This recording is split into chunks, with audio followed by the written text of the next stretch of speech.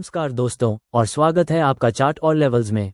आज हम भारत के सबसे चर्चित सेक्टर आईटी की उस गिरावट को जड़ से समझेंगे जिसके बारे में ज्यादातर लोग सिर्फ ऊपरी वजह बताते हैं।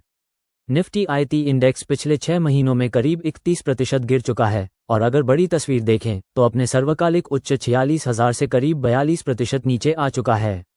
तो सवाल ये है, ये सिर्फ एक खबर का असर है या इसके पीछे कोई गहरी स्ट्रक्चरल वजह है? चलिए परत दर परत समझते हैं, पर पहले चैनल को सब्सक्राइब जरूर कर लीजिए। सबसे पहले एक बात जो समझनी बहुत जरूरी है, निफ्टी आईटी इंडेक्स में सारी कंपनियों का बराबर हिस्सा नहीं है। सिर्फ 4 बड़ी कंपनियां पूरे इंडेक्स का 70% से ज्यादा हिस्सा रखती हैं। अकेले इन्फोसिस का वजन करीब 29% है, टीसीएस का करीब 22% और एचसीएल टेक व टेक महिंद्रा मिलाकर और 22%। इसका मतलब जब ये 2-4 कंपनियां गिरती हैं तो पूरा इंडेक्स धड़ाम हो जाता है। ये पहली बड़ी बात है जो गिरावट को तेज बनाती है। अब असली सवाल, गिरा क्यों? सबसे गहरी वजह है वैल्यूएशन का रीसेट, जिसे कहते हैं पे रेटिंग। समझिए, पहले आईटी कंपनियों को प्रीमियम यानी ऊंची कीमत मिलती थी क्योंकि इनकी ग्रोथ भरोसेमंद और तेज मानी जाती थी। लेकिन अब हालात बदल गए, इनकी ग्रोथ मॉडरेट हो गई है। ज्यादातर कंपनियां करीब 10% की रफ्तार से बढ़ रही हैं। और एक छुपी हुई दिक्कत, इनका प्रॉफिट रेवेन्यू से भी धीमा बढ़ रहा है। यानी कंपनियां बढ़ तो रही हैं पर मुनाफा कम बचा रही हैं। इसे मार्जिन प्रेशर कहते हैं।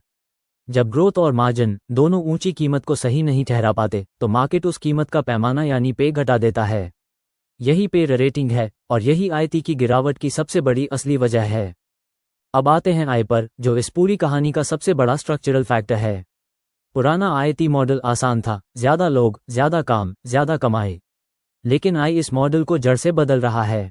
अब वही काम कम लोगों में तेजी से हो जाता है। क्लाइंट्स के लिए ये अच्छा है, सस्ता और तेज। पर आईटी कंपनियों के लिए ये दोधारी तलवार है। एक तरफ आई से नया ट्रांसफॉर्मेशन का काम मिल सकता है, दूसरी तरफ पुराने आउटसोर्सिंग की मांग और पर प्रोजेक्ट कमाई घट सकती है। यही अनसर्टेनिटी इन्वेस्टर्स को डरा रही है। और इन सब गहरी वजहों के ऊपर आखिरी धक्का दिया एक्सेंचर ने। ये दुनिया की एक बहुत बड़ी आईटी कंपनी है जिसे भारतीय ईट का दिशा सूचक माना जाता है।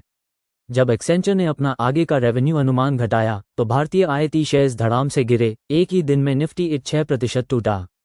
इसमें मध्य पूर्व के तनाव ने भी आग में घी डाला। तो याद रखिए, एक्सेंचर वजह नहीं, सिर्फ ट्रिगर था। असली बीमारी तो कॉन्सेंट्रेशन, वैल्यूएशन और आई वाली पहले से थी। अब बात अभी की स्थिति की। बड़ी तस्वीर में देखें तो आईटी इंडेक्स अब एक बहुत अहम जगह पर खड़ा है, करीब 26 से 27,000 का वो सपोर्ट जोन जो पिछले 5 साल से नहीं टूटा। यानी ये एक मेक और ब्रेक लेवल है।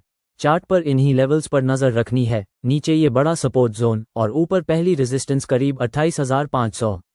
ध्यान दीजिए, ये कोई पक्का टारगेट नहीं, सिर्फ नजर रखने वाले लेवल्स हैं। अगर इंडेक्स इस सपोर्ट के ऊपर टिका रहता है तभी रिकवरी में दम मानी जाएगी, और अगर ये टूटा तो कमजोरी और बढ़ सकती है। तो आगे क्या देखना है? 3 चीजें। पहली, मार्जिन सुधरते हैं या नहीं। दूसरी, बड़े डील्स असली रेवेन्यू में बदलते हैं या सिर्फ ऑर्डर बुक भरते हैं। और तीसरी, आई से कंपनियों को सच में कमाई होती है या नहीं। जो कंपनी आई को अपनाकर एफिशिएंट बनेगी वही आगे निकलेगी।